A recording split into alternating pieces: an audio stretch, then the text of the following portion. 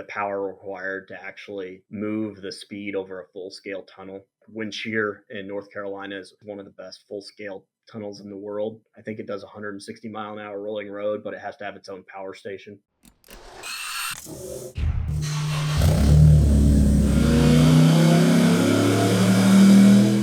Welcome to the HPA Tuned In podcast. I'm Andre, your host, and in this episode, we're joined by Paul Lucas from Verus Engineering. Verus are pretty well known for their range of aerodynamic components that they offer off the shelf for a range of popular production cars. They also offer in-house engineering services that they consult with other companies, and they also are involved in bespoke one-off designs for aerodynamic and bodywork components. For example, they were instrumental in the development of the Hunapig, which we've already discussed previously in episodes of this podcast. With Paul, we talk about a wide range of topics. We find out how he got involved in the aerodynamics industry, how he got his start with an engineering degree. We talk about the formation of Verus and how they've developed over the 7 or 8 years they've been in business, how they choose a vehicle to focus on, and, for example, how they can do a better job of producing downforce than the likes of Porsche on their brand new 992 GT3. This conversation is heavy on aerodynamics, but we also cover other engineering topics such as FEA, how the modern scanning equipment has really transformed the industry that Verus work in, and how products are then validated for use in the real world. This is really interesting for me personally in terms of the aerodynamic validation. Obviously, the holy grail is a wind tunnel, but wind tunnels are incredibly expensive. Here in New Zealand, we've got no option. There are no wind tunnels. So we talked to Paul about how they're using the likes of shock pots and laser ride height sensors to help validate real-world downforce numbers out on the road or the racetrack. Before we jump into our chat with Paul, if you are new to the Tuned In podcast, High Performance Academy is an online training school. We offer a range of online video-based training courses that cover topics such as engine tuning, engine building, fabrication, 3D modeling, and design, just to name a few. Once you purchase any of these courses, they're yours for life. You can watch them wherever you like, whenever you like, and as a podcast listener, you can use the coupon code podcast75. That will get you $75 off the purchase of your very first HPA course. We'll put a link to that coupon code in the show notes, as well as a link to our courses. All right, enough of our introduction. Let's get into our interview now. All right, welcome to the podcast, Paul. Thanks for joining us today. And as we do with all of our guests, I really want to just get started by learning a little bit about your background, specifically, for a start, how you got interested in the automotive industry. I guess probably like most people in the field, started off loving cars, anything that goes fast as a little kid. Turned 16, and then that kind of shot into high gear. Got my first car, started tinkering with it. It was a first generation DSM. I think a lot of people my age probably remember working on a lot of those cars. So that's what kind of started my love into cars. Always was into science, so I knew I wanted to be an engineer. I went to engineering school, had an idea of kind of what I thought I wanted to do, did Formula SAE, and then in my third year took fluids, and that's what kind of got my love into aerodynamics and fluid mechanics, which then I kind of stemmed into that with Formula SAE, dove into it, started learning different codes like OpenFoam, and worked with one of my professors who was a ex-Formula One engineer. I didn't work any aerodynamics with him, but I was able to pick his brain, learn a lot. He ran our Formula SAE program for a while. So I got an internship during school at Don Schumacher Racing, where I actually did chassis work though, because I also worked on the chassis side of things for Formula SAE. So I did chassis development for Don Schumacher Racing for about a year or so. And then I got another internship at CNR Racing, which now is PWR North America. So I worked there as an intern, and then when I graduated, I went working for them full time. So I was basically designing heat exchangers for a year and a half to 2 years, and that's where I first met Eric, also part of Verus. And then from there, I moved to Chicago. My wife got into school, needed to moved to Chicago, and got a job at AMS Performance. I worked there for almost 4 years, started as a regular engineer, moved up to engineering manager. So about my last year, I was the engineering manager there. when I left, that's when Eric and I started Verus, but back then it was Velox Motorsports.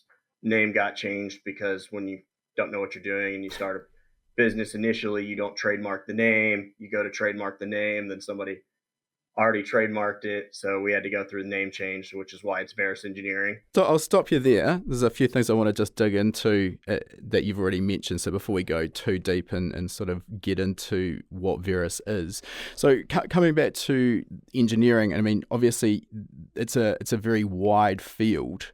So can you tell us how an engineering degree works? Because you sort of mentioned that as you were going through that, you decided you wanted to focus on fluids. So yeah, how does that all work?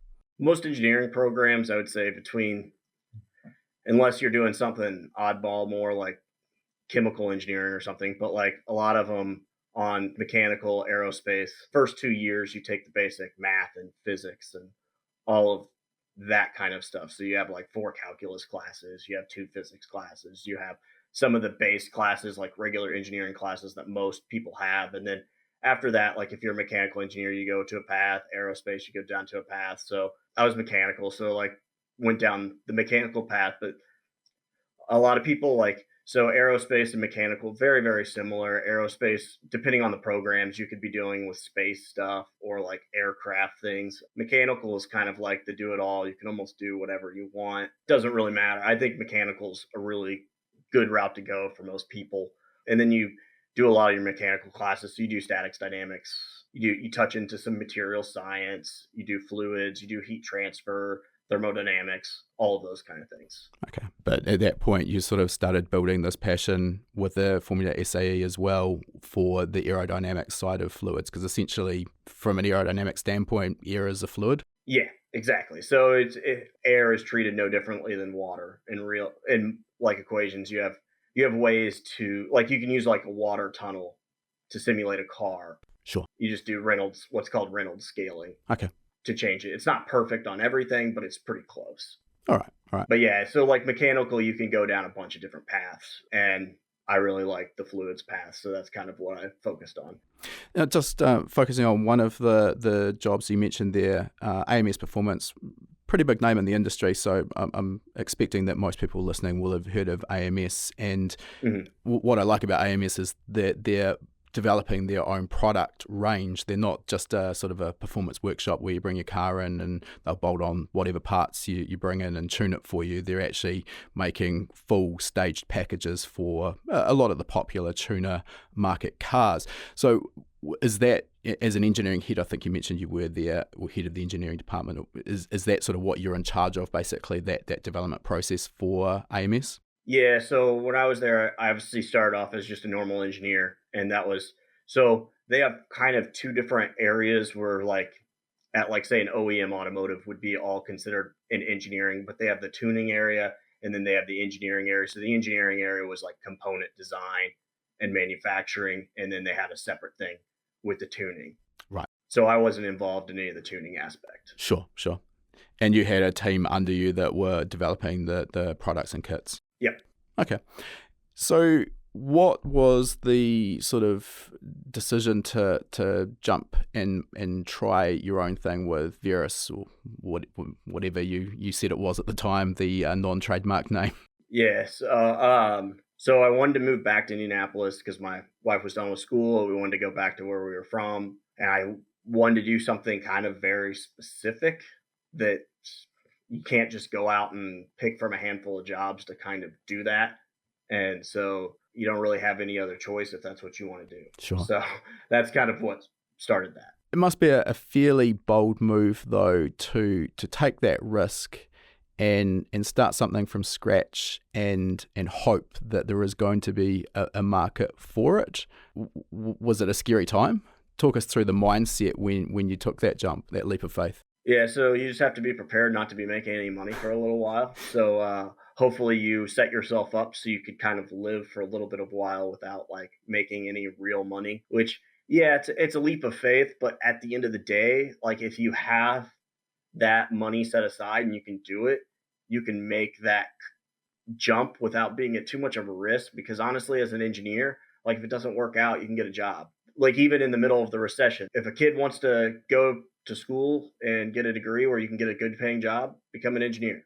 There's jobs everywhere. Yeah. And so if it didn't work out, there's always a plan B, C, and D. So I didn't view it as much of a risk. It was just trying something. Yeah, I guess that is a good point. If you've got that fallback degree, yeah, it's probably not going to be too hard if things really don't work out.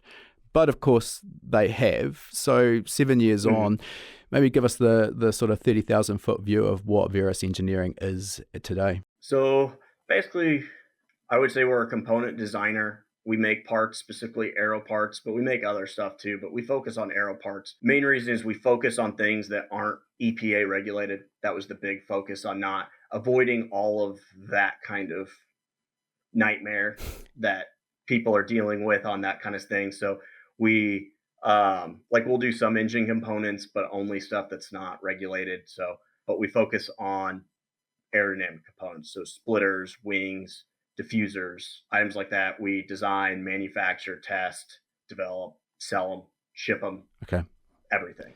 Just coming back to that EPA comment, because it's something we haven't really dived into detail on the podcast, but I mean, it is becoming an increasingly significant concern, particularly in the US, of course, with the tuning industry, and anything that you do that changes the emissions or creates more emissions is coming under more and more scrutiny. So it is concerning. So when you say that if you're doing outwork for a third party, you would stay away from manufacturing or designing any components to do with the engine that could affect engine emissions? So we'll do third party stuff. Okay.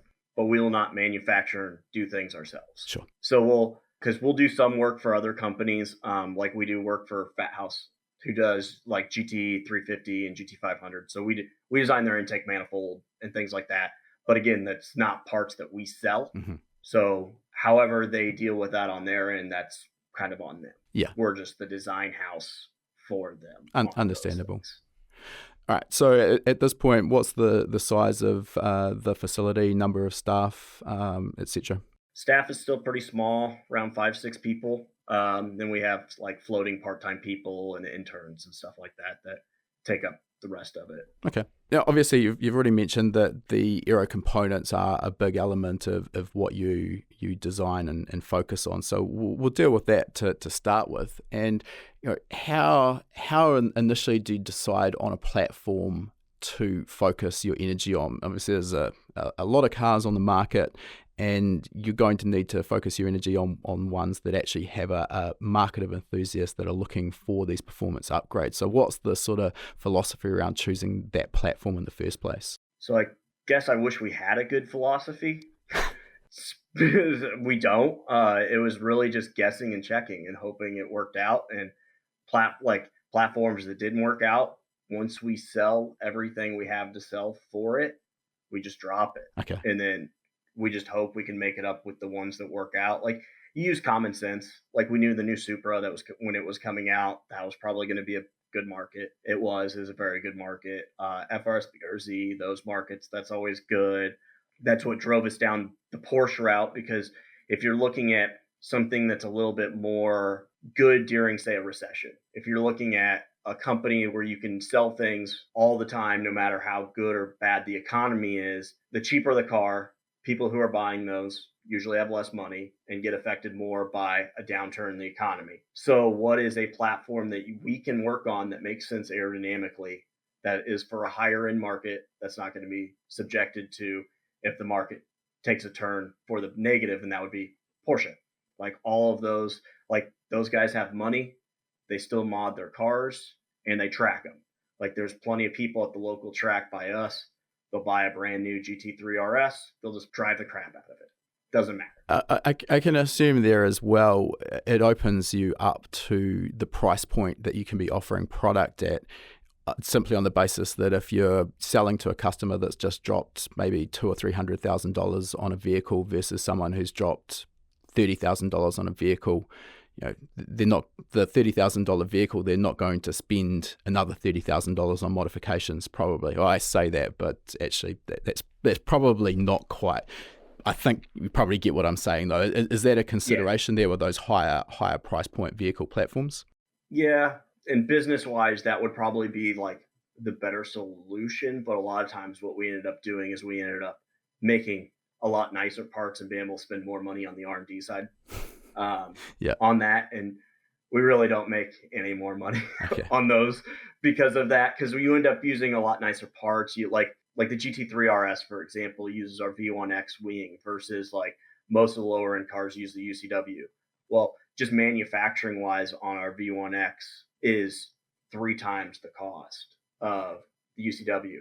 And so like you can't just charge whatever you want in the Porsche market. You still have to be competitive. So we don't actually make a higher profit margin. Like we make a little bit higher profit margin, but we also sell way less of it. Sure. So it's just a good way to spread out the brand.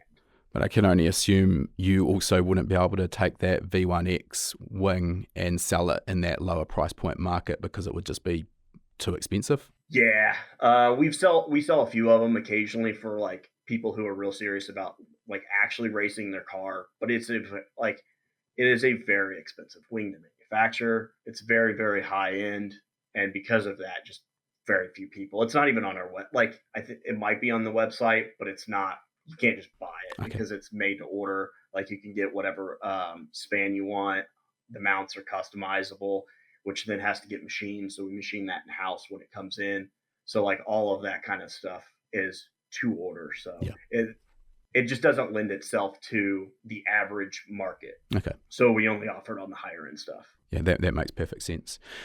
We're going to dive further into the Porsche 992 because I know you've recently released some products for that. We'll dive into that in a moment, but I want to get a little deeper into the process before we go there. In terms of once you've selected a vehicle, how do you go about highlighting where maybe its potential weak points are, essentially what products that you think you need to develop for it? How's that done? So a lot of times we get the car up on the lift and look at it. That's the easiest way. A lot of times after working on a certain brand of car for a while, certain manufacturers kind of have cues on what they do and what they don't do. And you kind of usually know beforehand when you're getting into it what you can do. Like if you're working on a Ford, they're not going to put as much work on the underside of the car as say Porsche does. Yeah. So a lot of time on the new Porsches, we can't really do a diffuser, like on a rear diffuser. It just doesn't make sense because it's already really good and there's not enough room and no one's going to cut their car up to make a rear diffuser. So most likely we're not going to be able to do a rear diffuser on that car. So a lot of times you're looking at like what's already there, what's working and what's not working, and then you focus on what's not working. If you're working on a Porsche, everything works. You just want to try to improve it. Yeah, I'm guessing there's some vehicles where the manufacturers put little to no effort into the aerodynamic performance, whereas obviously with a model like the Porsche GT3, that is a big focus for the manufacturer. Again, we'll dive into that in more detail.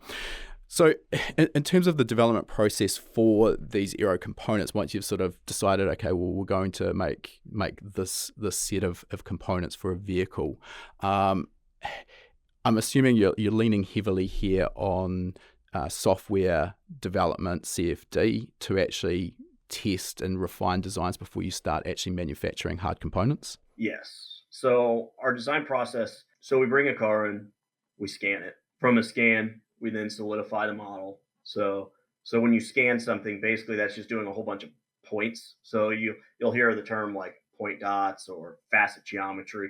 So facet geometry is just taking 3 points and making like a triangle, taking another 3 points and making a triangle. So it's just facet geometry all the way around, which CFD can run on facet geometry if you have a good enough scan and you have it set up well.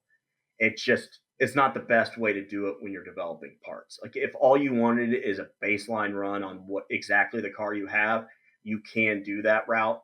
But if you're looking at things to actually develop on, you need actual CAD geometry to actually work on. So we outsource that part of it. So we'll take the scan file and then we'll send it to a guy who we use. He turns it into solid geometry and then sends it back to us where we can actually then start working with it. So this comes into a misconception, and this is definitely not the world I work in, but I've sort of been involved enough with people who are doing it.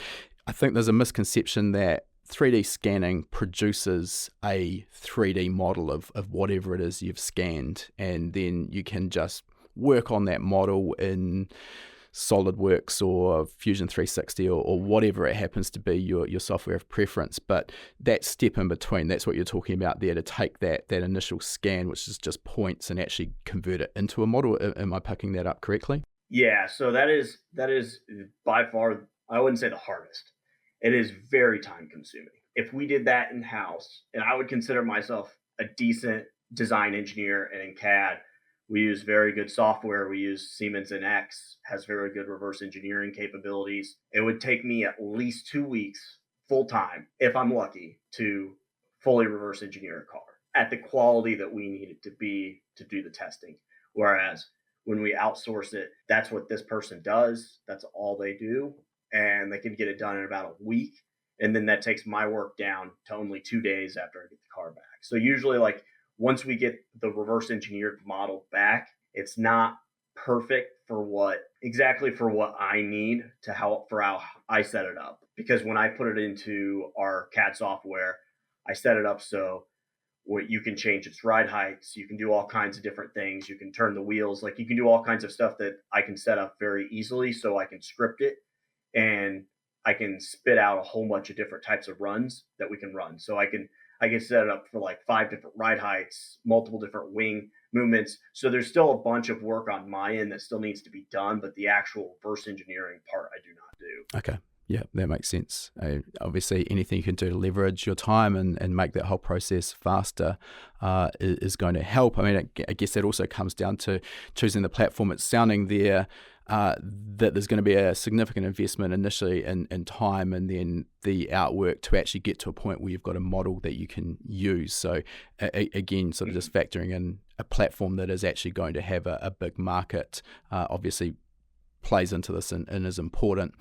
So once you've got that model and you've made these modifications that you've just talked about there, so you can run these scripts, what's the process there? Do you start by just getting baseline of the aerodynamic performance as delivered from the factory? Yeah, so that's the first step we always do, is get a good baseline, maybe a few different baselines. A good example is like if you're testing with a Porsche with a rear wing, it has adjustment. So I do baselines with all the adjustments it has, so we know exactly what's going on. And then if maybe a common modification to the car is a lot of people lower at 20 millimeters or something. I'm not saying that's what the Porsche, but in general, like we look at like what the average track person is doing to their car. We'll try to also do that on a baseline. So when we make parts, we know what it's doing in as many different situations as possible. Sure. Now, in terms of the data that's being spit out by your CFD software, how well does that actually stack up? How well does that validate under real world conditions? And I know we've talked off camera about some wind tunnel testing. So you've done that, and you're also doing some actual track testing as well under real world conditions. So I guess the CFD becomes a bit of a garbage in, garbage out situation. Obviously, you've talked about the model and how good that needs to be, but yeah, how well does it actually stack up? What sort of error are you seeing when you're actually testing under real world conditions? So it really depends on what the goal is. A lot of times on the CFD, the goal isn't to absolutely correlate it to the track. I want it to be correlated well enough that I know change X is actually doing change X in the real world. Sure. And then that our models are validated against themselves, and usually as much wind tunnel as possible, less with track data. So for the track data side, I want to make sure that our changes are actually trending in the right direction, but actually correlating to track data. Honestly, I'm not good at sifting through the data enough to 100% say that it's validated or not. Track data is notoriously very hard to then nail down and really get a trend of what's going on, because so much stuff is going on that nailing down that this is actually the reason that it's doing that is very difficult. But we look at the trends of stock or whatever our baseline is, then our modification. Is it producing down? Like you can see if it's producing downforce. You can get an estimate of how much downforce that it's making. but I wouldn't say I could get an accurate enough estimation based on our data acquisition to say that it's correlated perfectly. So usually for what I'm looking at on the correlation side is we've done a lot of correlation on like in the wind tunnel with our rear wing. So we'd run our rear wing. We CFD tested it in the same way it was wind tunnel tested. We test different types of turbulence models, see what worked well, what didn't work well, why it didn't work well. We could do like mesh sensitivity studies with that. Then we could also correlate to, there's like two models that are, one's an AMS model and one's a Drive Air model. Drive Air is a better one now, but it was developed in Europe. It's like a mix between like an Audi and a Volkswagen type of looking car. That's a sedan that they've built scale representation. So they have wind tunnel testing. They have CFD testing from like Audi, or I guess the Volkswagen group, Ford, like all the OEMs use this model, and you can download all these reports on it. You can correlate yourself to this of what the big houses are doing. Okay. So if we can correlate it well to Volkswagen, we're on the right track. Sure. So that's kind of how we're looking at it, and then making sure that the changes are still producing on the track. Okay. In terms of the wind tunnel testing, obviously anyone who follows F1 or any professional level of motorsport, that's sort of the holy grail. And obviously wind tunnel testing is expensive. I think they sort of limit the wind tunnel testing, and we've just gone through Red Bull getting a bit of a slap on the wrist, and their wind tunnel testing for next season is reduced.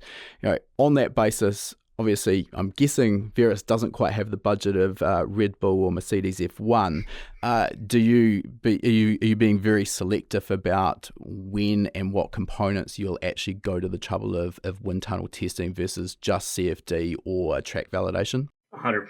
So wind tunnel testing would be basically only if absolutely necessary or if a customer wants to pay for it. Otherwise, the budget just doesn't make sense. It's very expensive. It's time consuming, because just not only are you paying for the time you're there, but you're because the time is expensive while you're there, you have a lot of prep work to get there and make sure you have to make all the parts. Like last time we did wind tunnel testing, we actually were in the development process of our UCW wing, which is our lower priced wing. And we actually tested it in the wind tunnel 3D printed, but I probably had 2 weeks of time in prepping the 3D print so we could even put it in the wind tunnel and things like that to make sure it's strong enough, to make sure it's accurate enough, and all of those things. So it's a lot of prep work to get it working, and so you have to be very selective of when you can do it just because of the budget. Yeah, that makes sense. Just dwelling on that for a moment as well, from what I understand, F1 teams are using scaled down models of the car as well, not a one-to-one model for their wind tunnel testing. Which, I think it's like 60% or something. Obviously, if you're going to that trouble as well, there's another huge layer of complexity. Am I safe to assume you are actually testing the real world vehicle and when you are doing wind tunnel testing? Yeah, doing a scale model's tiny. It would be very expensive. Absolutely. On that note, why are professional teams using scaled down models for their testing? Where's the advantage come in that over a one-to-one scale? Argument is cost, because the power required to actually move the speed over a full scale tunnel is very expensive. Like Wind Shear in North Carolina is one of the best full scale tunnels in the world. I think it does 160 mile an hour rolling road, but it has to have its own power station. So when you're running a scaled tunnel, I don't know if the argument in motorsports necessarily makes sense, because then you're talking about like molds of different sizes. You're talking about making parts that you can't use. The financial side of that, I don't know enough on the cost of actually running a wind tunnel versus the parts, but I'm assuming that the FIA knows those numbers better. Sure. And that it does make sense. I would hate it though. Yeah, it sounds like a messy and complex way of getting the job done, but of course, there's obviously a lot of decision making that goes on by some pretty smart people as to why they're doing what they're doing. One more element I just want to touch on before we move on from wind tunnels, the moving ground plane. So for those who've never seen or heard of wind tunnels before, you'd sort of think the car would sit stationary in the wind tunnel and wind gets blown over it. But for proper testing, I understand that it's important that the ground plane's actually moving as well. So can you talk to us about why that's so critical? Yeah, so I guess it really depends on what you're using the wind tunnel for, whether I would say that's important or not. Like if you're going to the wind tunnel because you want to test wing angles, rolling road's probably not the biggest deal. If you're testing underbody stuff, a rolling road's important. So it really depends on what you're testing and what's required. The reason it's important for if you're doing underbody stuff is because obviously that's what it's doing in the real world. And there's tricks that you can kind of get around of not having a rolling road that somewhat simulates stuff. Like basically they'll suck the boundary layer. So as you're flowing air into a wind tunnel, you have what's called boundary layer growth. So anytime air goes over any surface, the boundary layer grows, which is, people don't know what boundary layer is. It's close to the surface, basically at the wall. So wall is a engineering term, but at the surface of whatever you're flowing over, technically the velocity is zero, and you have a boundary layer between there. So what it does is it sucks that boundary layer down. So then right as it goes underneath the vehicle, you don't have boundary layer issues. Right. However, that doesn't take in effect wheel wake. And when you're dealing with underbody stuff, your front tire, the wake off the front tire does affect a rear diffuser, does affect the rest of the underbody. If you start turning, that wake goes even more inboard and can definitely affect a diffuser. So if you're doing a lot of underbody stuff, it's very important to have a rolling road because otherwise you don't take in effect the wakes off the tires. Yeah, that makes perfect sense. In terms of the track validation, can you talk us through some of the sensors you're relying on to get information that's useful to you? Yeah, so if it's like customer vehicle, usually we recommend shock pots because it's the cheapest way to get into it. We have laser ride heights that we will apply onto vehicles. So we'll do 2 in the front, 1 in the rear. Because you basically, when you do laser ride heights, you assume that the car is a plane and 3 points make a plane. So 2 in the front, 1 in the back seems like the best way to go on that. We have code written that then will say what the actual ride heights are on the corner, and then you can basically tell downforce based on that, based on how much it's moving and motion ratios of the suspension. Yeah, we'll go a bit deeper into that. So if you're looking at shock pots or damper potentiometers, that's measuring the movement of the actual damper itself. So we're focusing, obviously the damper is moving naturally anyway as the car pitches and rolls as it goes over irregularities in the track. So there's all of that sort of movement going on naturally. But I'm guessing here you're talking about looking at the sort of neutral position of the shock pots stationary versus at maybe 100 mile an hour or something to try and get a sense of the aerodynamic forces involved.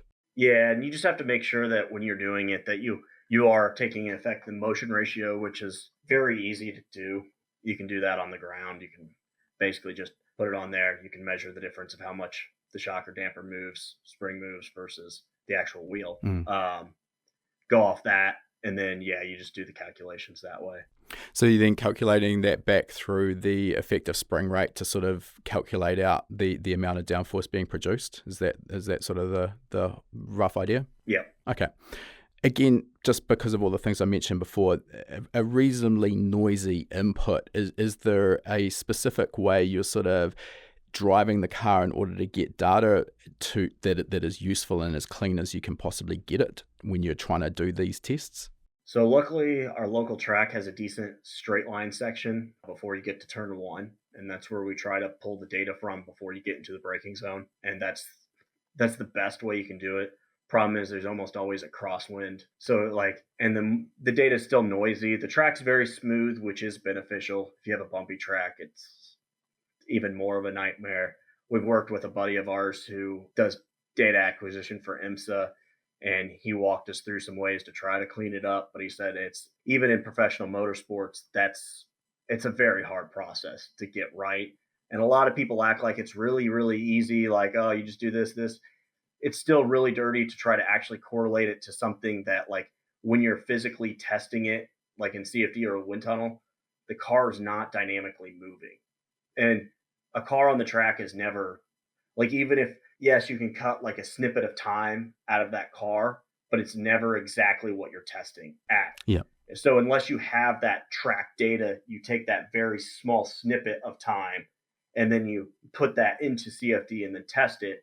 But that's still not going to be necessarily right, because you don't know on the track is everything that's the reason why it's low. Is that only because of downforce, or did it also hit a bump? Or there's a lot of different things that can go that can affect it that you don't really fully know. Yeah, absolutely. When you're getting a driver to do these sort of tests, are you looking at the data just before the driver gets off the throttle and on the brakes, or are you doing essentially a coast down where the driver will clutch in and actually let the car coast so there's no sort of heave movement from acceleration and braking? So we try to do that. We pay, his name's Dan Clark.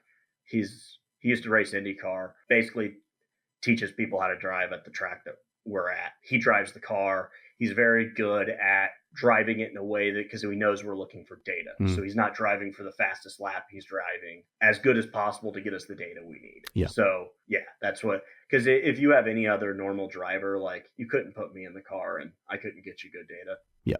Yeah. I think I really just wanted to focus on the fact that people probably who have never done it before think that this is going to be easy to get useful data, but there's a lot that goes into it. And, again, the shock pot data is inherently noisy in and of itself anyway.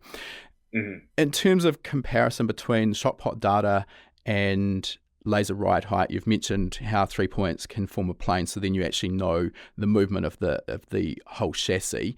Obviously, you're then looking at specific ride heights as opposed to extrapolating that out from the motion ratio, which you've mentioned there when you're looking at the damper versus what the wheel's actually doing. Very seldom are they a one-to-one relationship. So is that the advantage with a laser ride height, just getting rid of that sort of correlation, that motion ratio, and directly measuring ride height, or are there other advantages too? The big advantage is it's easier just getting the data. Like, it's less dirty. And because of that, it makes it a little easier to correlate. It's also very easy to put on the car and run wires. So there's like a bunch of benefits, except that it's more expensive. Yeah. Usually it's pretty easy to find spots to mount it for temporary time periods. You don't have to make any sort of, you still have to make bracketry, but you're not having to try to move around wheels, brakes, and all of that to mount it onto the suspension. So we found it just a lot easier to mount to a bunch of different cars. Yeah, makes sense. Now, let's come back a little bit, actually. We've talked about sort of the baseline test you do in CFD. Once you've done those, how are you deciding what components you need to actually make? Is this sort of, just comes from experience? Once you've done a bunch, you can sort of decide, all right, well, if we want to put a larger or different rear wing on it, and then maybe it's going to need a different splitter or dive planes or whatever to maintain some aerodynamic balance. Is that just coming from experience, or is it an iterative process of playing around in CFD and seeing how the model responds? A little bit of both. I would say it tends more towards you do it enough, you kind of know what in general needs to be done if you're going to balance it out, because a lot of it is to get the downforce, you need to get better track times. The biggest bang for the buck is always going to be a rear wing. Well, if you do a rear wing, you need to balance out the forces. So you need a front splitter, most likely. Dive planes usually won't do enough. But then you're playing the game of, especially for these cars, what kind of aero balance you need, because that's really the biggest key driving the development of parts minus sheer downforce. So you need to make more downforce. Okay, so you make that downforce, but where do you put that balance? And that's been kind of a fight really the entire time of figuring out where to do it, because depending on what kind of driver you have, what kind of driver skill you have, depends on where you really want to place that. The better skilled driver they are, the more it's going to be shifted more forward, and the more amateur they are, the more they're going to want it rearward. So if you're releasing a kit, that makes that very difficult, because you're releasing a kit for all types of drivers, whether you're amateur or you're a really good driver. So we try to build it in enough where there's enough adjustment where you can kind of cover both bases, which isn't always possible. It's a lot easier when you're doing a custom package for a very specific driver who can tell you kind of like what it is. So like Jackie Deing, his car has the most forward bias of any car we've ever done. And that was off what he specifically wanted. He wanted more and more front, and that's based on his driving style. So you're talking here essentially, if we're talking about a rear-wheel drive car, I guess we should clear that up.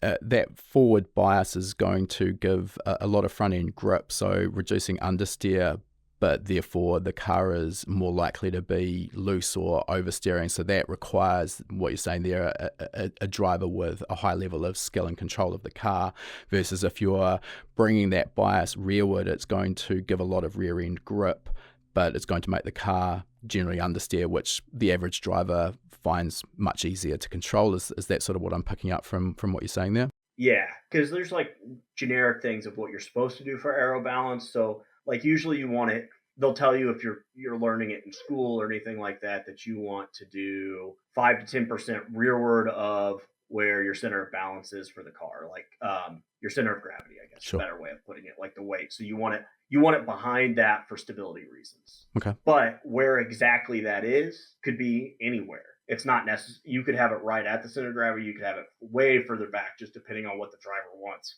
Maybe the driver wants it in front of that. If you're setting up a open wheel car, you're developing the entire car from scratch. That's a little bit different, but a lot of times on these cars, like you can't control where that point's located. And then suspension geometry affects this also. So there's a lot of things that kind of affect it. And honestly, it's the hardest thing to get right. It's very, very difficult to get something. And a lot of that comes down to testing and kind of how we try to develop it in CFD at a balance number that makes sense, where we can adjust it if it's not good on track. Because a lot of times, if Eric's driving the car, Eric's more like Dan. He likes a lot more front grip. But we found that a lot of amateurs who are buying some of these still want it more rearward. So we have to come up with a nice balance. So I have to usually, when I develop the kit for that front balance, I'm doing it with the rear wing at a low angle of attack. Mm-hmm. So when we sell it to the end user, they can still shift it rearward as they need. Yeah, that makes sense. And then usually we try to come up with like a nice idea of like, hey, if you're not super well experienced, maybe start at 8 degrees angle of attack. And then as you feel comfortable, you can start decreasing that. And you should get faster at that point. You should start to get faster as you decrease it. Not because you're decreasing drag or anything like that, but just because it's actually a better setup for that call. Yeah. I'm assuming here as well that aerodynamic balance is going to also be affected by the rake of the car. And what I'm getting at here is, for those who haven't heard that term rake, I'm talking about the relative ride height front and rear. So if you've got the rear higher than the front of the car, and I mean, this might only be by literally millimeters. It doesn't have to be really significant, but that is going to have an impact on this aerodynamic balance and the whole aerodynamic performance. So does that get you into a sort of a tricky situation where customers have potentially got adjustable coilovers, and maybe they've got their ride heights maybe a little out of the ballpark, affecting that rake? Yeah, so that's another thing. So like so not only does everything that I talked about like affect it, you also have the dynamic changes of the car on track drastically changes ride height. One thing a lot of people don't think of, so say you have a splitter with tunnels in it. A splitter with tunnels is going to act different at ride heights in the front, way different than a rear wing. A rear wing is not affected by ride height changes or rake changes a whole lot. Very little, very minor changes. A splitter does by a lot. So that's one thing that was pretty tricky. Like we've done quite a bit of cars for Pikes Peak, and they start off at a higher ride height. So that's where it starts to get real tricky with getting that kind of spot right. And a lot of that comes down to testing and then making changes from there, and then hoping you design in enough adjustment that you can kind of fix the problems with those adjustments. Just jumping to the underbody and that front splitter and the tunnels that you've mentioned here. And again, I just want to be very clear, I'm not an aerodynamicist, so I'm talking a little bit outside of my area of expertise here.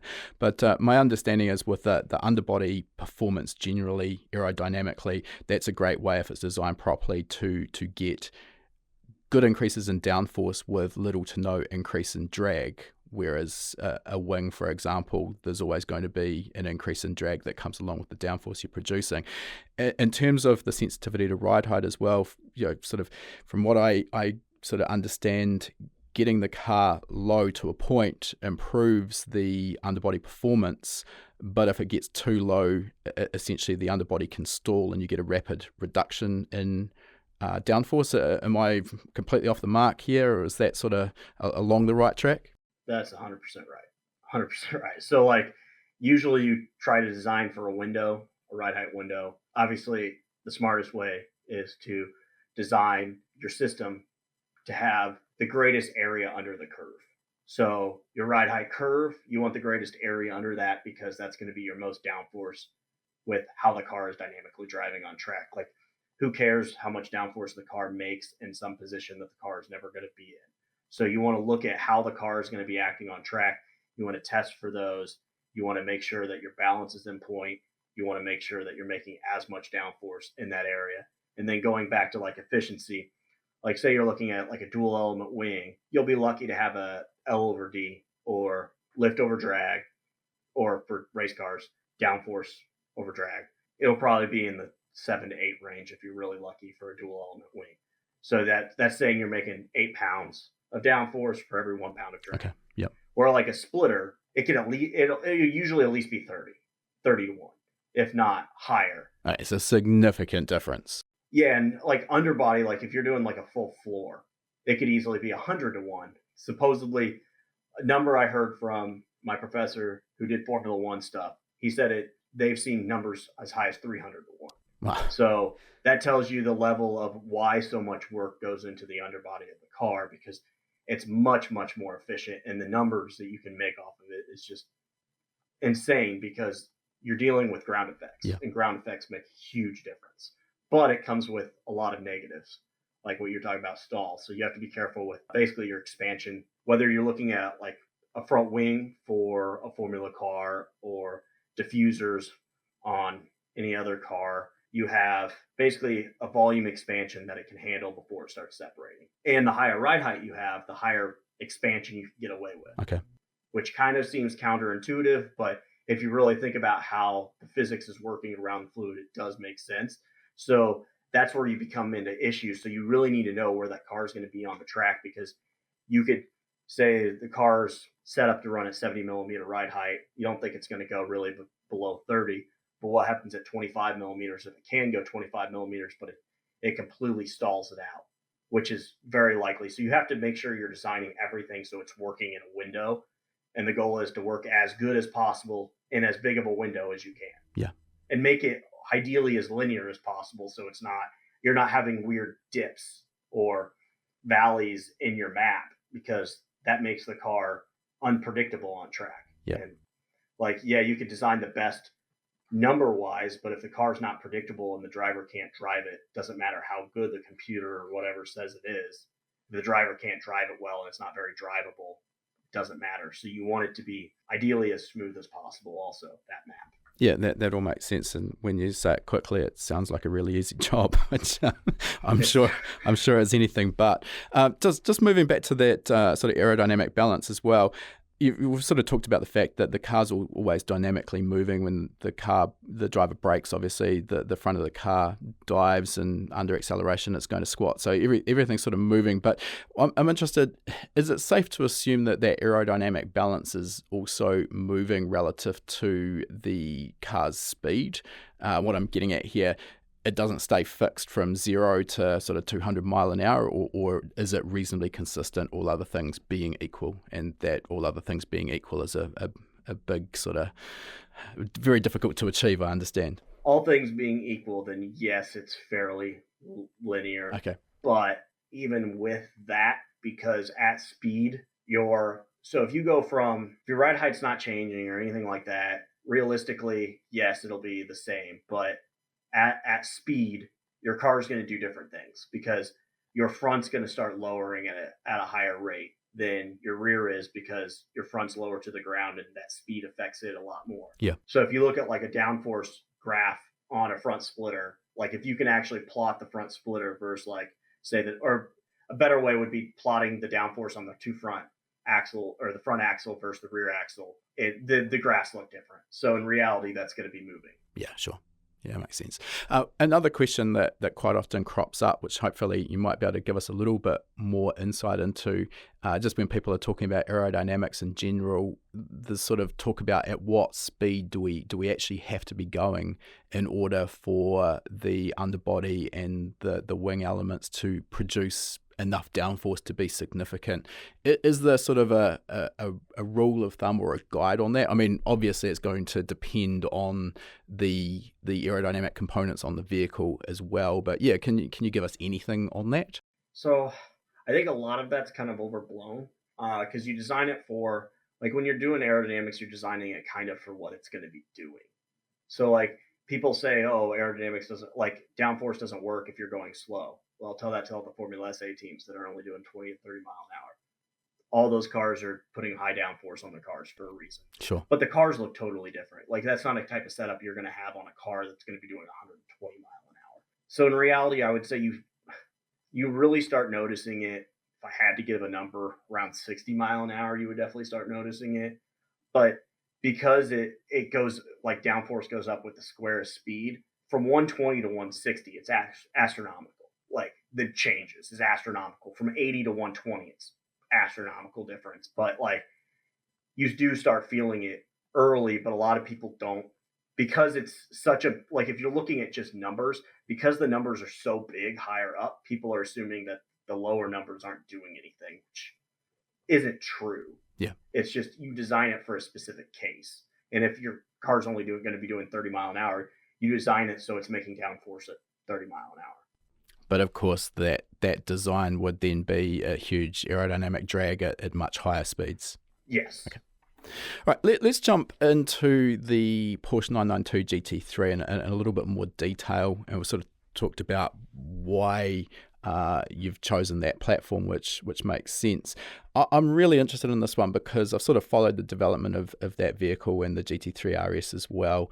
And yeah, there's a couple of videos on YouTube I've watched where Porsche internally have gone over their aerodynamic development and the considerations in there. I guess ultimately they're a manufacturer with, from our perspective, almost an unlimited budget. So how does Verus come along and go, hey, I like what you've done here, Porsche, but hold my beer, I'm going to do a better job? So I wouldn't say we do a better job. We just do a different job. They do a very good job of what their goal is to make a car that makes some downforce and it's still OEM. Like they have specific rules they have to meet. They have specific like you can't have, I know there's very specific OEM rules on like if you had some sort of splitter and stuff like that, which is usually why they have some like fancy aerodam looking thing to kind of do the job for it. So they have a big rule set of what you can and can't do. You're talking here sort of maybe around safety, a pedestrian gets hit by the car, that sort of element. Yeah, and then they have like actual cost constraints for making it as a production part versus like us where they're making thousands and we're making tens.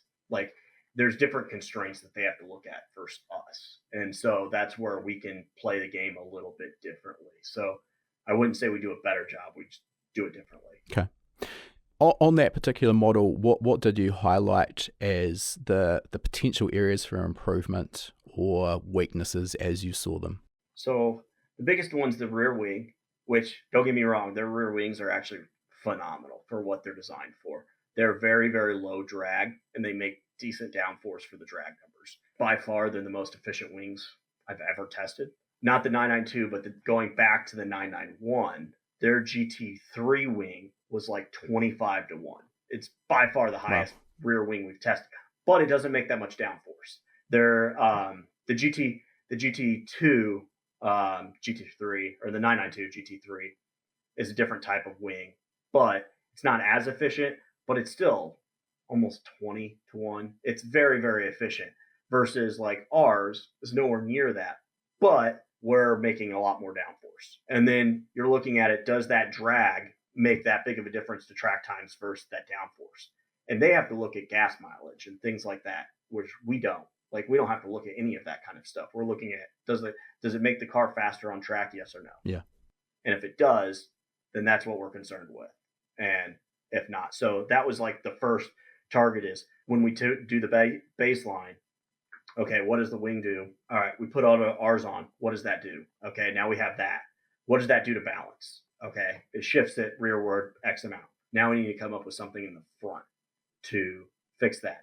And then maybe we have like a few other things. Like for that car, we have these actual pieces that bolt into the factory wing that give it more angle of attack. So on that car, because of how it was designed, one thing we thought that would be cool is, hey, does the wing actually work at higher angles of attack than the OEM lets you adjust it to? Which it does. It actually works at 4 degrees more. Oh, wow. Once you get to 6 degrees, it does not. It starts to stall out. So we made mounts in there specifically to get more angle of attack for that factory wing. And to balance that out, you can just use dive points.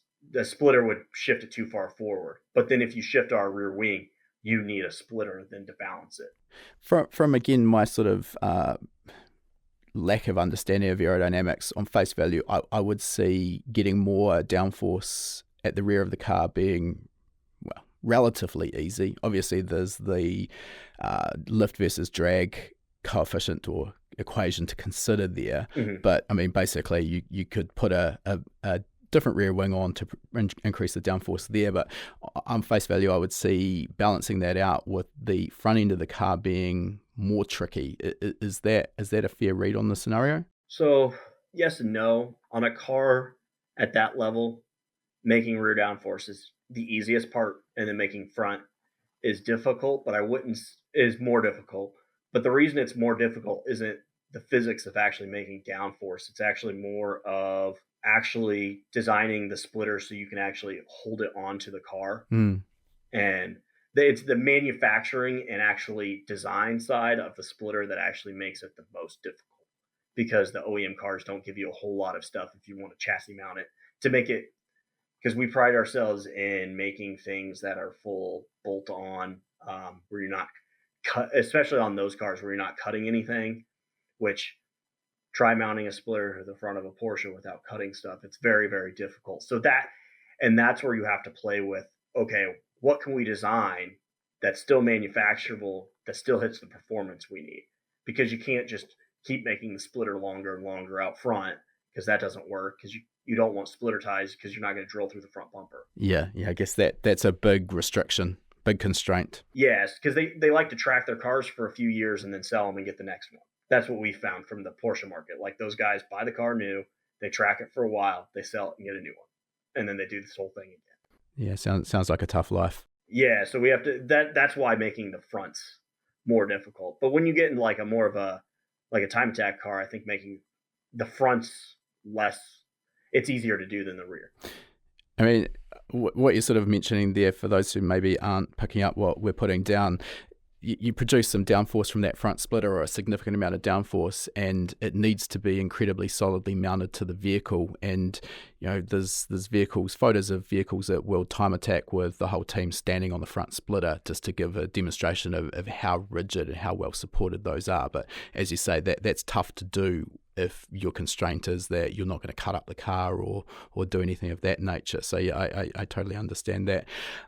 In terms of the package that you developed, can you give me an idea of, as a percentage increase in downforce, maybe what that does? Yeah, so I don't have the data in front of me, but I know it makes at least double the amount of downforce than it does factory. Wow, that's huge. But yes and no, because OEM cars don't really make that much downforce. You're not talking about like they're making 1,000 pounds and you're making 2,000 pounds. You're talking about like the difference of 300 to 600. Okay. Which, that's not that hard to do when you're switching out like a rear wing and stuff. So it's not, and I'm not saying those are the actual numbers, because again, I don't remember them off the top of my head, but it's at least double. I do somewhat remember. I could tell you newtons at 80 mile an hour, because that's how we test. And then I translate that into pounds, because that's what makes sense in my head. Yep. But obviously everybody knows that SI is a lot easier to do math on. So like, we always test at 80 mile an hour speed-wise in CFD. Well, not always, but usually.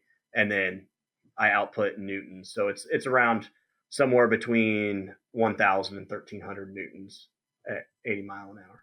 Coming back to the rear wing design, and I mean, this is nothing new, but I just wanted to dive into it, seeing as we've got you here.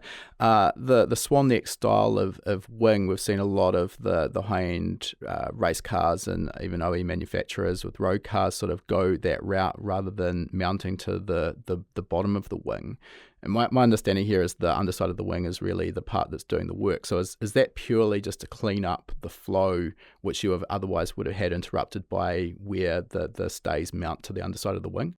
Yeah, so The whole point is it makes it more efficient because the bottom side of the wing's doing majority of the work than the top side. The good way to look at it is a lot of times if you're looking at CFD images, people will show pressure, or if what they should be showing is actually coefficient of pressure. And then if you look at that, that's basically an easy way to look at it. It's just normalized over like it takes velocity out of the mix. Okay. So if you look at a CP plot, it doesn't matter if it's being plotted at 80 mile an hour or 120 mile an hour. It should look very, very similar. And it just gives numbers that are way easier to look at than Pascals. A pretty high pressure when you're looking at CP would be like 0.8. So like if the top side of your wing's doing very well, you're going to have like 0.8. Where the bottom side of the wing, you could easily have like -4. So if you look at it just on that, it's doing 4 times the amount of work. So if you can clean up the bottom side of the wing, that makes a much bigger difference than anything you can do on the top. Yeah, it does throw a wrench into the system, though, when you're talking about mechanically actually mounting it, because it's a lot harder it's most likely going to be a heavier setup because the upright needs to actually be stronger. Okay. Because it's actually putting a bending moment into the upright, whereas like if you're mounting it on the bottom, you don't have to worry about that downforce actually changing your angle of attack. Whereas like on a swan mount, as you're making downforce, it's actually wanting to pull it down. Yeah. And it's going to change that angle of attack. So usually when we do like FEA on uprights, we're not actually doing it to make sure it's strong enough, because usually it's going to be strong enough. We focus on how much the angle is actually changing and keep it in a certain range to make sure it's not changing the angle of attack too much. We try to keep it around a half a degree. Yeah, okay. So you can sort of take into account what that change in angle of attack is likely to be at 100, 120 miles an hour and factor that into your wing angle statically. Yep.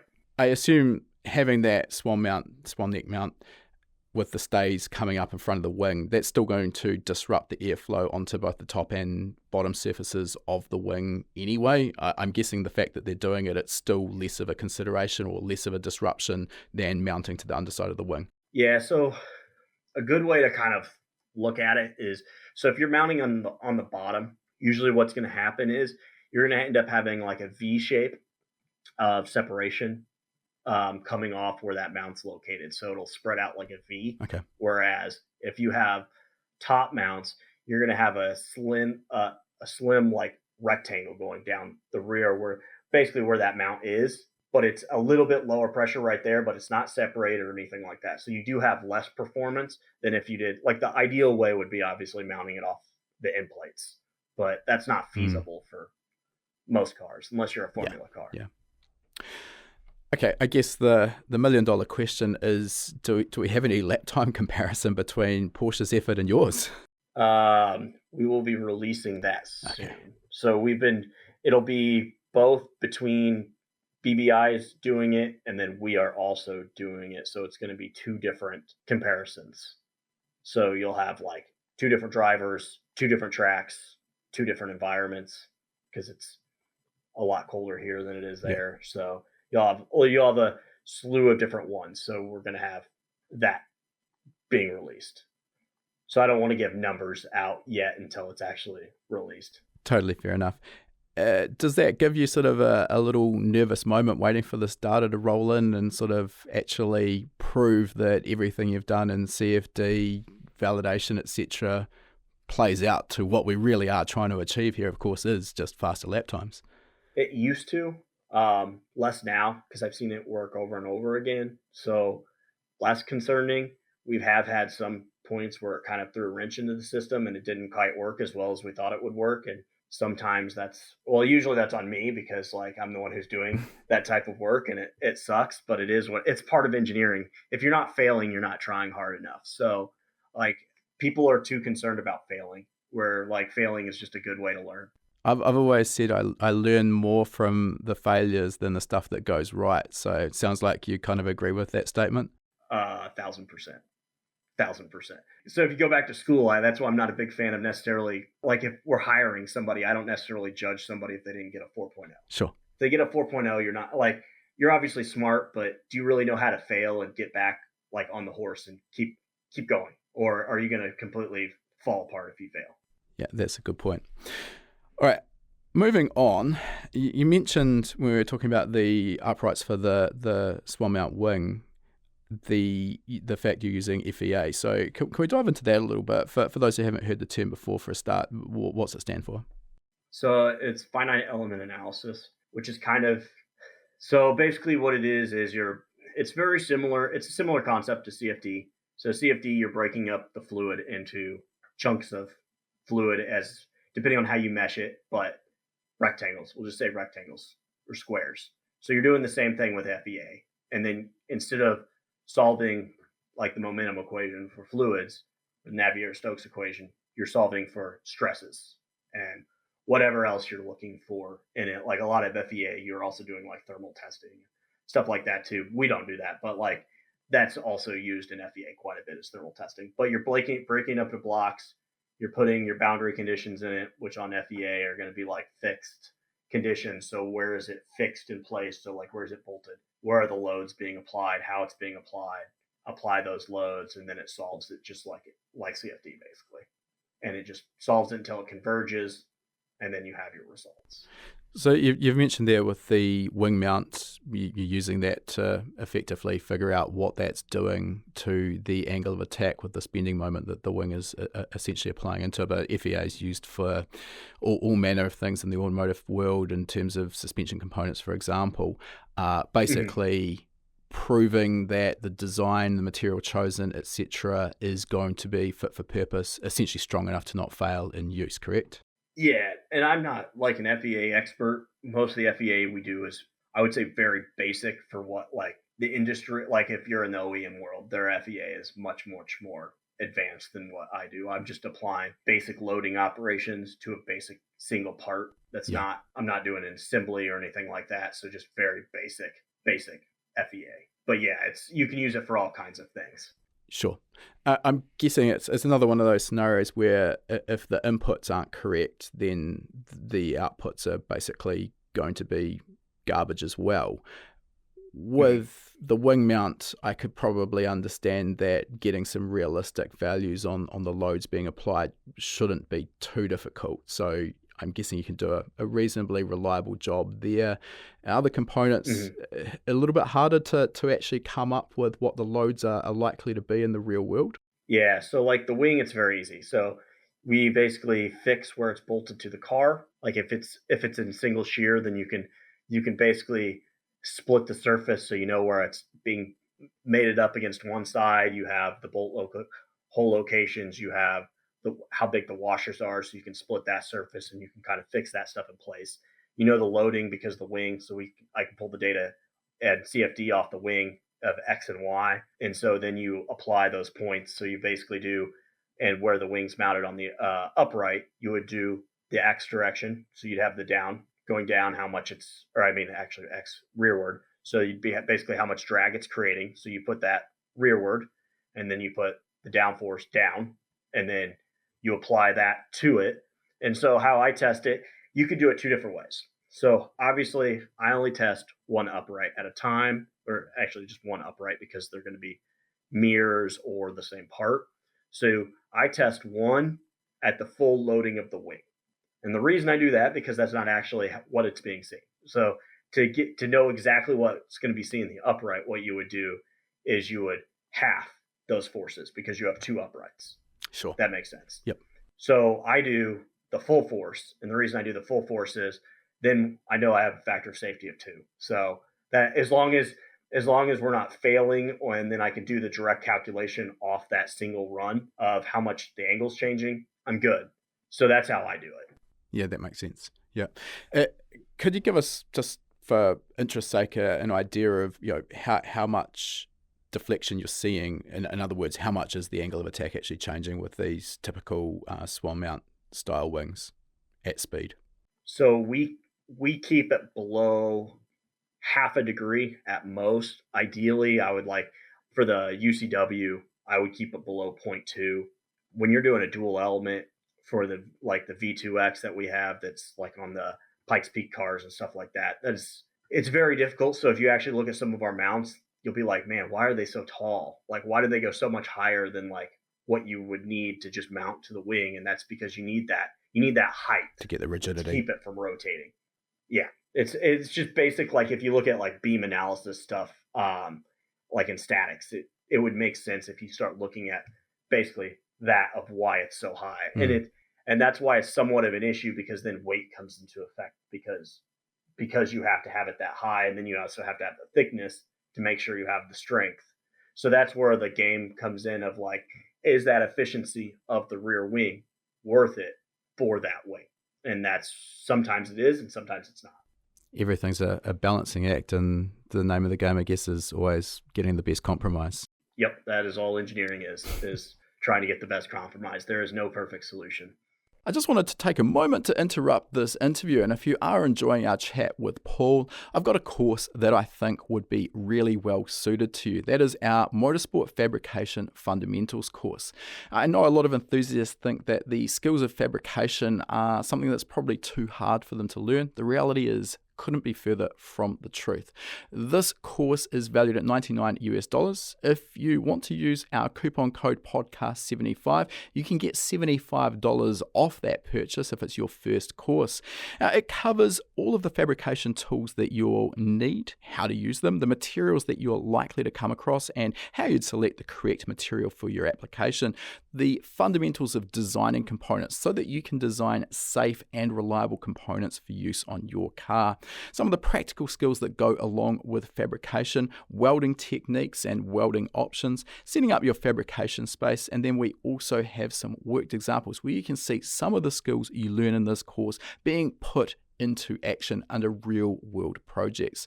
If you are interested in this course, remember $99. We'll put a link in the description so you can find that nice and easily. All right, let's get back to our interview with Paul. There's a couple more elements I wanted to talk about. Just in terms of the CFD, I know you've got some information on your website about CFD being used not just for aerodynamics, but also for heat exchanger design, and specifically here, getting outside of aerodynamics for a moment, the design of the end tanks for, let's say, an intercooler. And this is something I've seen questions pop up occasionally. If we look at your typical aftermarket generic 600 by 300 76mm thick intercooler, and generally that design will have end tanks where the inlet and outlet are both at the lower extremity of the intercooler. And the question that pops up is, with no sort of turning vanes or anything like that inside of those end tanks, are we primarily only heat loading the lower portion of the intercooler with the top of it doing very little? Give us some knowledge around that, and you know how it can be improved if that's an issue. It's somewhere in between. I don't think you need it. I think that a lot of people sometimes focus on things that are the least, not necessarily the least important, but less important in the system. I think you have better fish to fry, I guess, before you start thinking about in-tank design. I think core geometry and core, I think a lot of people cheap out on certain things that are way more important than making some crazy custom intakes. Like a quality core, I like PWR personally. We worked closely with them. They're good at getting you data. I think that's a better bang for the buck, I guess, first. Then you obviously have your tubing design. A lot of people don't pay enough close attention. You can have a lot of losses in a lot of the parts of the system before you even get to the intake design. That would be like one of the last things I focus on. But say all things are already fairly optimized, then yes, it does make a difference. How much of a difference it makes really depends on kind of really what you're doing and how much kind of pressure drop is going across the core. Okay. I think it's more important on like a charge cooler, so like air side, like intercooler, than it would be on a radiator. Yeah. Because of the viscosity of the fluid.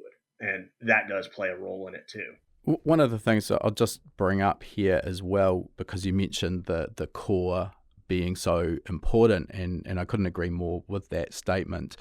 And I think what really opened my eyes to that was through my old business. We were building and tuning performance cars. That was our day-to-day. And, everyone's got a budget, obviously. We were dealing generally with younger enthusiasts who didn't have the sort of the Porsche 992 budget. So, parts were chosen accordingly. And there's a lot of these generic intercoolers coming out of, I'm guessing, probably China and Taiwan. We had a supplier in New Zealand we were using. We'd dealt with them for years. We're buying these intercoolers that were pretty cost effective and, for all intents and purposes, did a pretty good job. Probably could have done a better job with a PWR or something professional, but at a much higher price point. So anyway, the point of the story is the supplier in China or Taiwan unknowingly changed their design. So on the outside, the intercooler still looked exactly the same as what we'd always been buying. And we had a car on the dyno, and the intake air temperatures were absolutely through the roof. I'm talking sort of 65, 70 degrees C at relatively modest boost pressures, and it just wasn't making the power that we knew that package should make. On further inspection, what we actually found was, I'm guessing as a cost saving, if you looked inside the intercooler through the passes, essentially they were almost completely open. There were no internal fins, so the surface area for that heat exchange was dramatically reduced, so it just wasn't able to do its job. And we back-to-backed it with essentially another intercooler, identical in every way, shape and form, except it had the internal finning that we'd always used. And I think off the top of my head, we picked up about 40 kilowatts at the wheels, and the air temperatures were within about 10 or 15 degrees of ambient. So just to sort of double down on what you're saying there, there's some very important aspects that are really easy to overlook there. But interesting to hear that maybe those in-tank designs aren't as critical as a lot of people maybe are led to believe. Yeah, and the big thing to think about when you're talking about those internal fins is, in the industry, those are called turbulators. And the reason they're called turbulators is because it's not just to get the area, but it's to actually create turbulence. Sure, okay. A lot of people are thinking you don't want turbulence, but like when you're designing like flow through some sort of charge cooler, you want turbulent airflow, because turbulent airflow means you're mixing up the flow in that boundary layer, which actually allows more heat transfer. So if you don't have turbulent, like if you actually have laminar flow in your coolers, you're not getting nearly the performance you should. And that's one way you size coolers properly, is to make sure you have turbulence in there. Okay, that's a great point.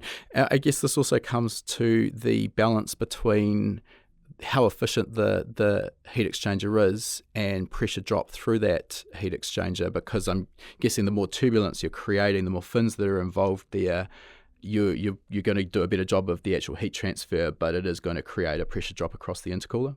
Yeah. So like on the air side, like on an intercooler, it's a lot more critical to play that game like for pressure drop than it is for, say, like an oil cooler. Yeah, like turbulator, like you can have pretty aggressive turbulators on an oil cooler and it's less of an issue. Yeah. Because it's obviously not affecting how much power you're making. Yeah, I think it's another one of those elements when we're talking about an intercooler as a heat exchanger that people don't give too much thought to, because it's very uncommon that we would actually measure the pressure drop. It's uncommon that we would be measuring or looking at boost pressure pre-charge cooler. It's always in the inlet manifold, and that's the number we look at. But in terms of the actual performance of the turbo or the compressor itself, it's the pressure ratio that the compressor's working at that really dictates where we are in the compressor map, and that's the pressure at the compressor outlet divided by the pressure at the inlet. So if you've got a really restrictive core, you're basically essentially making the turbo work that much harder and creating that much more heat to get your desired boost pressure in the inlet manifold. But I digress. I just thought we'll cover that off while we are here. Talking about manufacturing parts, because that's another thing you're involved with. We already talked earlier in this interview, maybe not making them in-house necessarily, but in terms of the process here, when we're using software to 3D model a component, you've got a lot of flexibility. You can basically design anything you want and make it look however you want. But when it actually comes to turning that 3D model into a physical product, there's some considerations around how you're going to actually manufacture the component, and it's possible to design something that either is going to be incredibly expensive to manufacture or sometimes maybe impossible. Obviously, with 3D printing of metals, that's coming a bit more of a grey area now. But I'm interested, what's the sort of philosophy there that Verus use? Is this a sort of an experience thing? Are you choosing the manufacturing process and designing around that, or is it vice versa? Yeah, so this is actually I think the hardest thing to train engineers on is manufacturability. It's definitely the hardest part when we bring in interns to actually design things that not necessarily can be made, but made efficiently. So when you're looking at like manufacturing, it's all about like efficiency because that drives cost on that factor. So it's definitely helped the more and more stuff we brought in house. So like splitter blades, we manufacture in house now, and then machine parts, we machine everything in house now. We have 2 DMG 5-axis machines, and since doing that, it definitely kind of opens your eyes a little bit more to what you thought you were already doing well. You weren't doing as well as you could be doing, and that was definitely a big learning curve, and we've improved on. And it's definitely possible to design things that can't be manufactured. It's also possible to design it the wrong way based on the manufacturing process. Usually, because of how we start the process, we have an idea of what needs to kind of be made aerodynamically to work. And from that, we know what kind of price point generally we need to sell it at based on the market. And off that, we can then decide on the manufacturing route we want to go, whether it's going to be machined, sheet metal, carbon fiber, or whatever. And then from there, you figure out, okay, what are our restrictions when we're making this? And then just making it to that. And one thing a lot of engineers are good at coming out of school, they can usually design machine components that can be made, but that aren't the best. So a lot of things like even though we have a 5-axis machine, you can pretty much cut kind of really whatever you want. There's faster ways of doing it. So just the normal of them knowing that like the difference between a ball nose and a bull nose and just a regular end mill. So regular end mill is just squared at the bottom, leaves a hard edge. Bull nose has like a smaller radius. All the stuff in the States are all in inches, which is kind of annoying since we design in metric. So like bull nose, like 30 thou, 60 thou, 120 thou bottom radius. So if you know you're machining something like straight down and you're going to go pocket and you know it's going to be a bull nose, well, you need to make sure that that inside radius is the size of a tool you actually have. Because if you design it as a size that you don't have, you're like, if you make it to print, then you're going to have to come in with a ball and ball that, where that's not the most efficient way to do it. And then you also need to make sure your radius is, so say you're doing a pocket, you need to make sure the radiuses are big enough that your tool's not hitting both corners of the pocket. Sure. You don't want it to be on that corner, so it needs to be a big enough radius that can actually go around that pocket. So, and the biggest struggle is a lot of people don't really know how parts are made. Even engineers don't really know how parts are made, surprisingly. And because of that, they end up designing stuff that's not the most optimum route to go.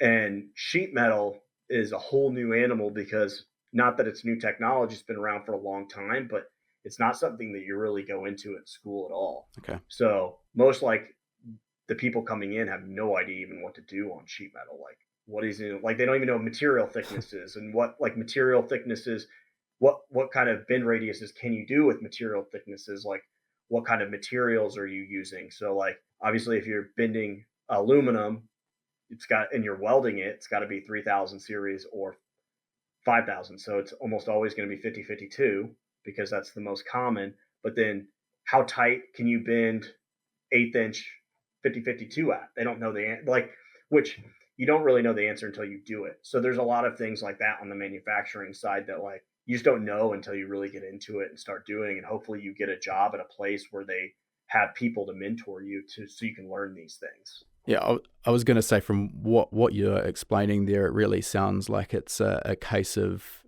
finding out as you go, which, I mean, is a great way of learning, but often an expensive way. The mentor route, obviously, that makes a lot of sense if you're dealing with people who have been, down that path before, done it all before, and then they can give guidance. I mean, for the average enthusiast sitting at home with a free copy of Fusion 360, drawing something up that they're going to send to a little CNC jobber shop, any advice you could give on trying to come up with something that's cost effective? The best thing I've gone with that seems to be the best way to an intern is ask them how they are going to make it. Mm-hmm. If you were given this, how are you going to make it? And if you can't answer that yourself, if you have no idea, then maybe question, should you even be designing it in the first place? Or should you ask somebody who knows and learn more? Like great thing about today is YouTube has gobs of knowledge. You can learn basically anything you want to learn. And you probably shouldn't be sending stuff out if you don't know how, because you could end up spending way more than you should be spending just off basic things that you can learn on YouTube. And it just makes you a more well-rounded person, just in general. Even if you don't make parts, you're not an engineer, you don't do this, just knowing how stuff is made in general allows you honestly to make better purchasing decisions when you're buying stuff yourself. So it's not lost on any reason. It's just a good thing to have. So that would be what I would recommend, to go on YouTube and actually figure it out, or ask a buddy who actually does it. Like, if you're into cars, it can't be that hard to find somebody who's A, an engineer, or B, a mechanic, or C, somebody who runs some sort of CNC machine. And that would be like, if you're going to make a machine part, show somebody who runs a CNC machine and see the reaction they give you. Because even if you're an engineer and you're like, this is manufacturable, they're still going to hate you because it's still going to be hard for them to do. So because they want, their job is to machine something and they want it to be as easy as possible. Of course. Where your job is, you want to design something where it's still easy to make, but still hits all the design targets you need. Yeah. So it's kind of like somewhat fighting against each other. So if you're designing something for yourself, for your project car, talk to a machinist and be like, hey, what's the cheapest way I can get this thing for what I'm trying to do? And they're going to be the biggest help for you, especially because maybe they'll even make it for you. Making contacts, you could save money doing it that way, and they might just make it for you on their free time. So it definitely doesn't hurt going that route. And that's the best route to go, because with CAD software now being so achievable to the in-person, especially with Fusion 360, you shouldn't just because that's cheap and you can make parts, don't stop there. Keep going. Yeah. You don't I know a lot of people think that's what engineers do, but in reality, very little of engineering is really designing part, in general, for that kind of stuff. That's a small sector of engineering. Yeah. So you don't have to be an engineer to do that by any means, but you need to know what you're doing.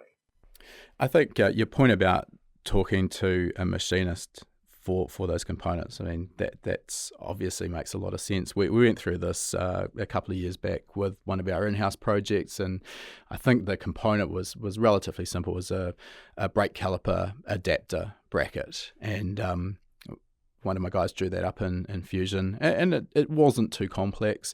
And the local CNC shop here that we deal with a bit sort of showed it to him, and he's like, well, yeah, I can make it, but that's actually going to require a fixture to hold it so it can be machined. If you'd make these two changes here and do it like this instead, it's going to be, I don't know, a third of the cost, because you didn't have to make the fixture to hold it. So, just that simple. And I think a lot of the CNC machinists out there, I mean, I imagine there's some grumpy old men in the industry as well, but a lot of them, if you're an enthusiast and you sort of turn up with a smile and an open mind, and you're hungry for information, they're actually usually more than happy to sort of provide some guidance as well, maybe as long as they're not completely strung out busy. Oh yeah, it's the same as welders, especially if you're, because this is my reference of being an engineer and working in a place that also does manufacturing. I'll tell you, the people who actually manufacture the stuff notoriously hate engineers. That's because engineers make stuff that makes their job harder. So the best thing you can do, because you don't know how to do their job better than them. So that's a lot of people think engineers think they know everything, and some do come off that way. But if you're more humble about it and you come out to them and be like, hey, this is what I'm looking to do. Is there anything that would make your job easier when I'm doing it? These are the constraints I have to hit. Well, A, make them like you. It'll make your job easier, because they'll be willing to help you out in the future when, say, you need something rushed, because you're willing to help them out. So it's just good all the way around. And it's good for the company because you're making better parts, because it's more efficient. So there's no downside to doing that. Yeah, absolutely. And that, like, I did that when I worked at CNR, and I did that at AMS, and made really good friends with all the like welding guys and manufacturing guys because of that. And it does help out exponentially, and it makes you a better engineer. There's no downside. No, always beneficial to keep the rest of the team on side, I think. All right, Paul, we'll move towards wrapping this up. I do want to be respectful of your time here. So we have the same 3 questions we ask all of our guests at the end. And the first of those is, what's next for you in the future? So keep it somewhat brief, but I've moved into aerospace, doing some other things, still doing aerodynamic work, but in aerospace, and then basically still helping out Verus on the Aero side of things and I'm going to get their next engineer who I know up to speed with doing external stuff and slowly start teaching him kind of what I know and moving him more into that role. And then I'll still keep doing like the bigger time attack stuff and stuff like that for a little while. So that's the big thing for me in the future is aerospace. Okay. I guess, like, leading on from that, looking into the future, the career path just goes better than you could have possibly hoped for. What's the holy grail? What's the pinnacle for you? Ideally, I would like to be really considered a specialist in the field. I don't really want to move up into like necessarily management or anything like that. I don't care about managing people. I'd rather just be a technical specialist in the field. Getting to a point where I feel like I could even call myself a specialist. Like there are job titles where you are a specialist, but it would be cool to actually get to the point where you actually feel you're a specialist and not like kind of, I don't know. There's points where sometimes you're like, man, I did get an engineering degree, but I don't really feel like I'm an engineer kind of thing. So like get to a point where you actually feel like you're a specialist. Moving on, next question. Given your career path to date, is there any advice that you'd give to one of our listeners to help fast track where you've got to, or maybe avoid any pitfalls that you've come across? I'd have a few. One big one is don't give up. A lot of people get very disheartened if, like, say you're in engineering school, like say you want to do this, you want to be an aerodynamicist, and you're in engineering school and you fail a class. Who cares? Take it again. Like, don't give up. Don't quit school because you didn't get the outcome you wanted one time. That's silly. There are a lot of smart engineers who don't fail any classes, but very, very rarely have I talked to an engineer in the field who didn't have to take a class more than once. Right. Okay. And usually people who graduate from engineering, it's because they just didn't give up. It's not because they're smarter or anything like that. There are some people who are smarter than others, but every average person could get an engineering degree and get into the field they want as long as you're willing to not give up. And that's the biggest thing that I would say. I think that not giving up or stickability, I guess, is another way of referring to it. I mean, I think that goes through everything in life, though. Yeah. You're not going to achieve much if you give up at the first sign of difficulty. Yeah. You really have to stick with just about anything worthy of doing in order to achieve results. It's just that simple. Yeah. And the other thing I would say is be humble. Be willing to learn from people that you don't know. Like, you can learn something from almost anyone. So don't act like you are smarter or the world's smartest person. Take everything with the type of mentality that you can take something positive out of this and learn. The biggest part as an engineer, obviously, we talked about earlier on the manufacturing side. Talk to people who are actually making the parts. Talk to all these types of people. Talk to mechanics. Talk to people putting the parts on the car. You can learn a lot about designing and being a better engineer by talking to other people who aren't engineers. And that's a very big one. Yeah, I think it's very easy for people to come out of a university and think that they know everything. And my sort of stance on that is you never stop learning, and that's one of the reasons why I love this field. To sort of switch that around to my particular industry of engine tuning, I saw this time and time again, and probably to start with, I was guilty of it myself. The tuning industry is so secretive and so shrouded in mystery that no one wants to talk to any other tuner, and you try and keep it all to yourself and think you know everything. And as I got through it, I realized no one knows everything. There's always more to learn, and by being open, I had a reasonably wide circle of tuners both here in New Zealand as well as internationally. And, if I struck something I hadn't seen before, you could ring up one of these people who knew dealt with that particular platform and say, hey, I'm seeing this, any advice? And, you'd quickly get to the bottom of it. And that worked the other way as well. I'd have people talking to me, just understand that there's always someone who knows more than you. It's no one ever knows everything. 100%. That's a big one. And then the last one I would say is if you specifically want to do aerodynamics, and this would just be my opinion, if you just want to do aerodynamics and you're going through school, you will fast track your career by just getting a master's degree right after you get your bachelor's. Okay. I don't think you learn any more. You do learn a little bit more. I don't think it makes you a better engineer, but it will fast track you getting your foot in the door. Like if you want to get into Formula One or something like that and do aerodynamics, you need to at least have a master's. And I'll say it's a lot easier to go to school right after you got your bachelor's to get a master's than it is to wait 10 years and go back to school. Yeah, solid advice. That would be my recommendation if you're on that specific path. Okay.